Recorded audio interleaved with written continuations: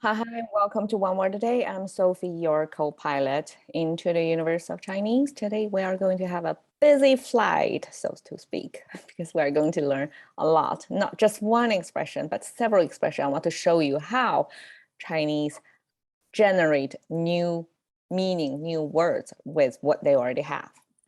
Different combinations of words. Okay, so yesterday we talked about 冠状病毒. 冠状病毒. 冠状病毒 simply means coronavirus. We have this hat shaped, so corona, right? It's a crown shaped. And 病毒, it means make you really sick type of virus or poison. Together means virus. All right, so today we are going to continue with 毒. So I came up with different combinations of 列 plus or times 毒 and then 烈火烈酒烈士. I want to show you how with one character combined with different things, like all these are nouns are referring to type of things or person, like the last one, the person, to give different meaning. Okay, so 毒 we know is poison, same thing. 烈 means strong. Okay, strong because we have 4 dots at the bottom. 4 dots at the bottom, actually the simplified writing of fire. So we know, okay, this is the original fire symbol. So we kind of see, okay, we have kind of a human figure, right? And then we have 2 dots on each side. That kind of depicts the bonfire, the shape of the fire, and we have sparkles on the side, right? That's the shape of the fire. But when it's got simplified and put it to the bottom, we simply use 4 dots. And this most likely to mean like the fire at the bottom is burning onto something. So the top is the sound maker.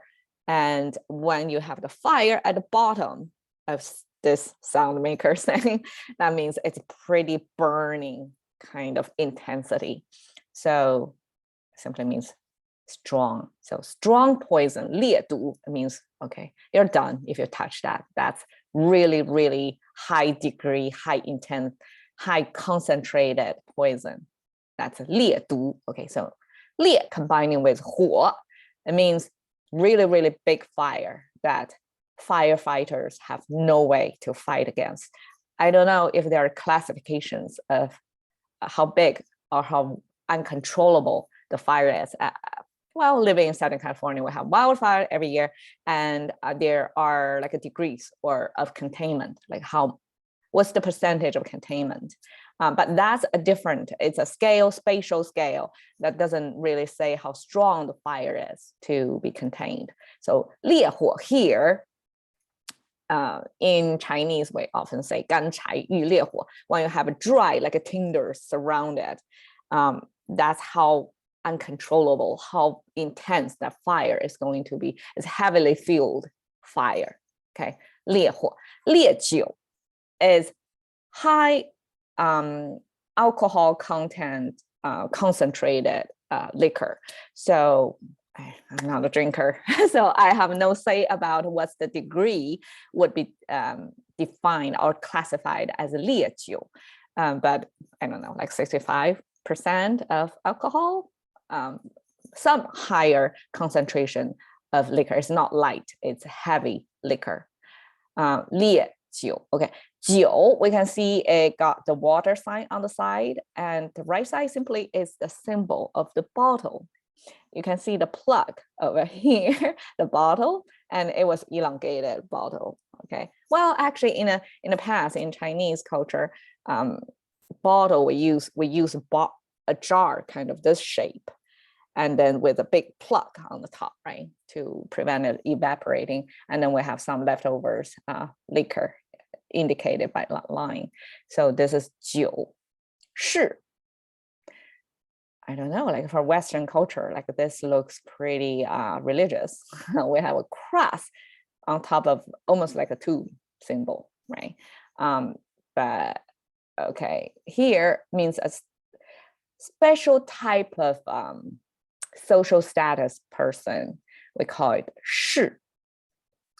烈士is actually used in contemporary Chinese. That means somebody who sacrificed their lives. It's really self-sacrificing for your country or for the government or the emperor, like whoever that 士 is loyal to.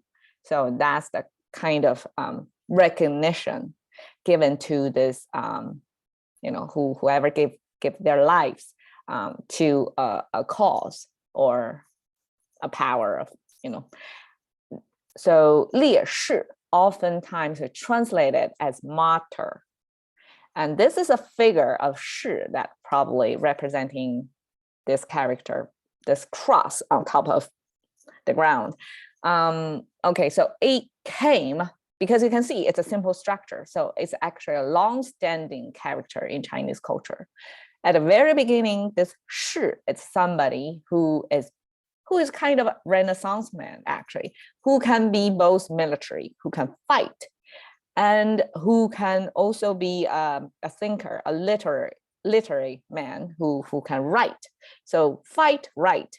And this person got both sides of the brain well developed, and I guess is a pretty talented person, and recognized as the foundation to either fight for the country or for the regime back then, whoever was the king or the warlord or the local head of the region.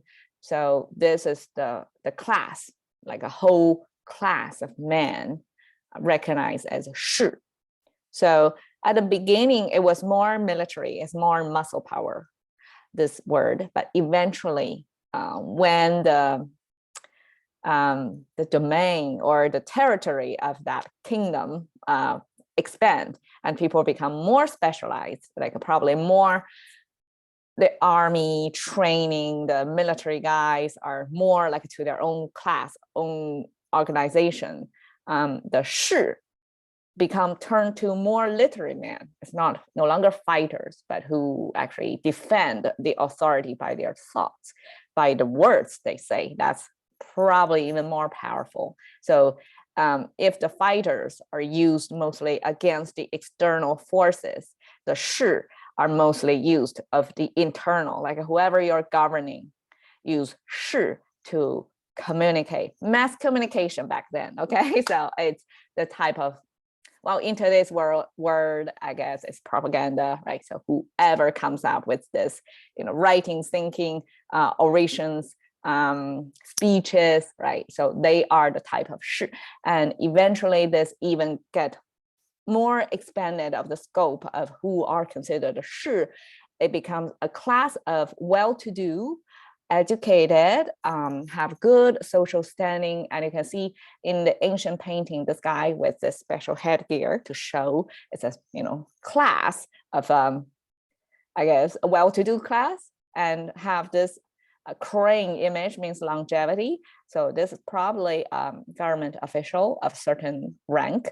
And this figure is much bigger. It's like 2 times taller than the servants behind it. So in Chinese, we do have this unrealistic proportion of human figure size to symbol the importance or social status of that person. So this is considered a 士, this character, and these are his servants, which are insignificant. It's like 2 of them stack up equal to 1 like big, maybe 4 of them actually spatially if you look, right? So that's how class sensitive back then. Like if you're in that social rank, considered a 士, you're really double-sized of a regular human being. Okay, so that's today's 烈士, and we also have 烈酒, 烈火, 烈毒. All right, cash in to the currency of thanking by just 1 word a day with Sophie. See you another day.